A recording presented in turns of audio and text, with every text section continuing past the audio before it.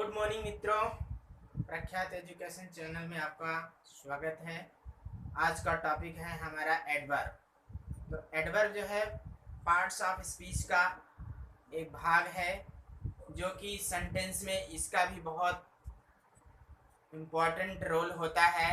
ठीक है, तो एडवर्ब का जो कार्य क्या होता है और इसका क्या सेंस होता है सेंटेंस में, आइए हम लोग देखते हैं कि एडवर्ब क्या होता है। ठीक है, तो एन एडवर्ब हो जाता है, इसको हिंदी में बोलते हैं क्रिया विशेषण। तो इसमें क्रिया वर्ड जो लगा है, क्रिया विशेषण इसका मीनिंग है, तो इससे ही पता चल रहा है कि यह क्रिया की क्या करना चाह रहा है, विशेषता बतलाना चाह रहा है। ठीक है, तो एडवर्ब जो है, तो आइए हम लोग सबसे पहले देख लेते हैं डेफिनेशन, उसके बाद फिर हम लोग एक एक करके इसको समझते हैं कि एडवर्ब का क्या रोल होता है। ठीक है, तो an adverb is a word that qualifies a verb, an adjective and another word adverbs. ठीक है, तो an adverb is a word that qualifies a verb, an adjective and another adverbs. ठीक है, तो ये कह रहा है, इस डेफिनेशन से ये पता चलता है कि जो एडवर्ब है, वर्ब, एडजेक्टिव और एक दूसरा एडवर्ब की क्या करना चाहता है, ये विशेषता बताता है। एडवर्ब, एडजेक्टिव और एडवर्ब, अर्थात एडवर्ब स्वयं अपनी भी विशेषता बताना चाहता है।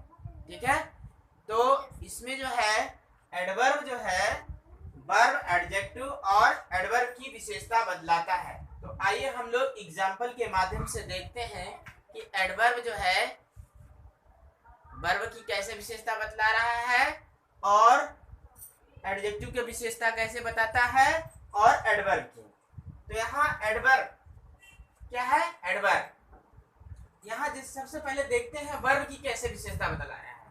जैसे यहाँ पे देखते हैं गीता वॉक्स स्लोली। ठीक है, गीता वॉक्स स्लोली, तो गीता जो हो, गीता क्या है, सब्जेक्ट है। ठीक है, वॉक क्या है, वर्ब है। ठीक है, और स्लोली क्या है, एडवर्ब है। स्लोली क्या है, एडवर्ब है।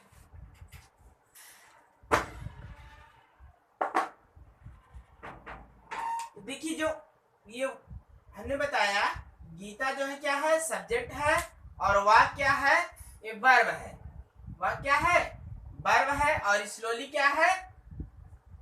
अब इससे ये पता चलता है, ये एडवर्ब है, ये वॉक्स क्या है, वर्ब। तो वॉक क्या कर रहा है, जो गीता वॉक्स मतलब गीता टहलती है या चलती है स्लोली, अर्थात कैसे चलती है, स्लोली मतलब धीरे धीरे चलती है। ये वर्ब की विशेषता बतला रहा है, वर्ब को क्वालिफाइज कर रहा है। कौन कर रहा है, स्लोली। ठीक है, तो स्लोली क्या है, एडवर्ब है।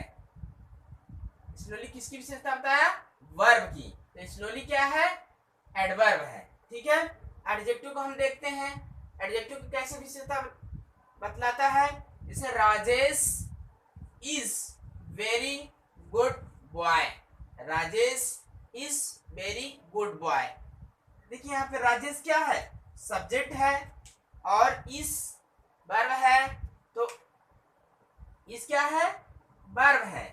ठीक है, तो Rajesh is very good boy. और यहाँ पे देखिए, ये गुड जो है, गुड क्या है, एडजेक्टिव है। तो एडजेक्टिव जो विशेषता बताता है, किसकी विशेषता बतलाता है, ये नाउन की विशेषता बतलाता है। ठीक है ना, ये नाउन है बॉय। अब नाउन की विशेषता एडजेक्टिव बताता है, और एडजेक्टिव की विशेषता कौन बतला रहा है, ये वर्ब बतला रहा है।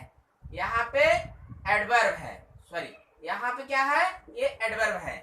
देखिए इसमें कई चीजें मिल गई आपको, ये सब्जेक्ट मिला आपको, ये वर्ब मिला, और ये यहाँ पे क्या है, बॉय क्या है, नाउन है। तो नाउन की जो विशेषता कौन बतलाता है, एडजेक्टिव। तो हमें यहाँ पे सबसे पहले ये देखना है कि एडजेक्टिव की विशेषता कौन बता रहा है। ठीक है, कौन क्वालिफाइज कर रहा है। तो बॉय क्या है, नाउन है, गुड क्या है, एडजेक्टिव है। ठीक है, तो एडजेक्टिव गुड है, तो ये गुड की क्वालिफाइज कौन कर रहा है, वेरी। तो वेरी क्या है, एडवर्ब है। वेरी क्या है, एडवर्ब है। ठीक है, और एडवर्ब को देखते हैं। एडवर्ब स्वयं अपनी विशेषता बता रहा है। कैसे, जैसे कि Geeta is walking very slowly. Geeta is walking very slowly. ठीक है, तो Geeta is walking very slowly. तो ये वेरी जो है क्या है, एडवर्ब है। ठीक है, और स्लोली क्या है, ये भी एडवर्ब है। ठीक है ना, तो जो एडवर्ब जो आया है, स्लोली जो है एडवर्ब है, तो इसको कौन क्वालिफाई कर रहा है, वेरी कर रहा है।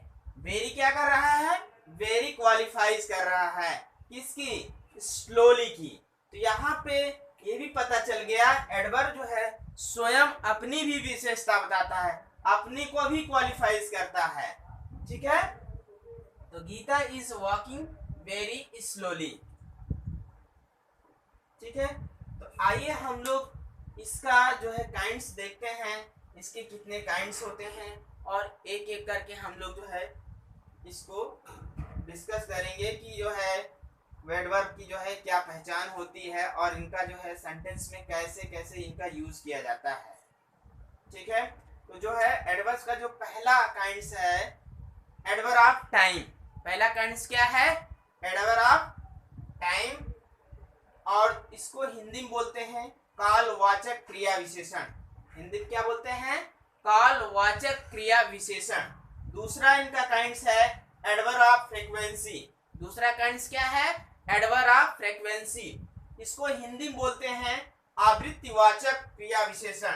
क्या बोलते हैं, आवृत्तिवाचक क्रिया विशेषण।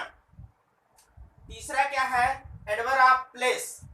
इसको हिंदी में क्या बोलते हैं, स्थानवाचक क्रिया विशेषण। और चौथा आपका क्या है, एडवर्ब ऑफ डिग्री या क्वांटिटी।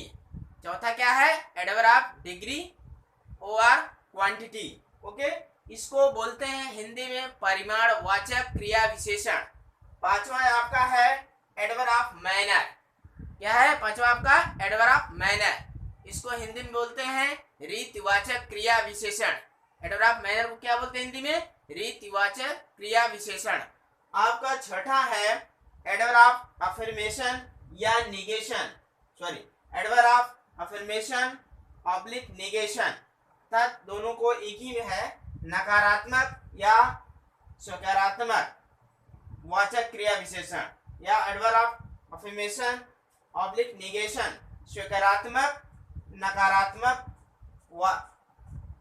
वाचक क्रिया विशेषण, सकारात्मक नकारात्मक वाचक क्रिया विशेषण।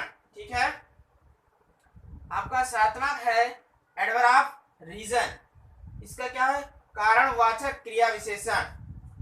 क्या है, एडवर्ब ऑफ रीजन की क्या है, कारणवाचक क्रिया विशेषण। आठवां आपका है इंट्रोगेटिव एडवर्ब्स। इंट्रोगेटिव एडवर्ब्स, इसको बोलते हैं प्रश्नवाचक क्रिया विशेषण। इसको बोलते हैं प्रश्नवाचक क्रिया विशेषण। नवा आपका है रिलेटिव एडवर्ब्स। क्या होता है आपका, रिलेटिव एडवर्ब्स। रिलेटिव एडवर्ब्स, इसको हिंदी में बोलते हैं संबंधवाचक क्रिया विशेषण। संबंधवाचक क्रिया विशेषण। इस प्रकार के कुल मिलाकर इनकी संख्या 9 दी गई है। ठीक है, तो हम लोग जो है ये ग्रामर पोर्शन में बहुत इम्पोर्टेंट रोल निभाता है, और इनकी भी काफ़ी जो है कंपटीशन में एग्जाम में काफ़ी क्वेश्चन इनसे बनते हैं। तो हम लोग इनको विशेष तौर पे अध्ययन करेंगे, और ठीक है बारीकी से, क्योंकि इस पर क्वेश्चन बहुत सारे बनाए जाते हैं और हमेशा एग्जाम में आते रहते हैं। ठीक है, तो हम लोग आज काइंड्स ऑफ एडवर्ब के विषय में हमको जानकारी प्राप्त हो गई, और नेक्स्ट जो है टॉपिक के साथ जो हम लोग आएंगे, तो इन्हीं जो काइंड्स है इन्हीं के विषय में हम लोग एक एक करके अध्ययन करते हैं। तो आज हम लोग की क्लास यहीं बस समाप्त होती है, और नेक्स्ट टॉपिक के साथ हम लोग फिर आएंगे, इसी काइंड्स को डिस्कस करेंगे। ओके, जय हिंद, वंदे मातरम।